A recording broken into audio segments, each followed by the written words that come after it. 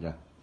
Hello everyone, it's Cyra here from Devour Tours in Sevilla in the south of Spain, and I'm here to speak to you about the recipe that I've put into the Devour Tours cookbook, which is pescaíto frito, fried fish.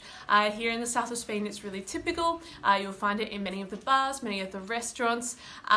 It's also something that you find in a friteria, which is basically, literally a place to go for fried foods, fried fish, but it's also really easy to make it at home. I love making it at home because traditionally this recipe uses chickpea flour.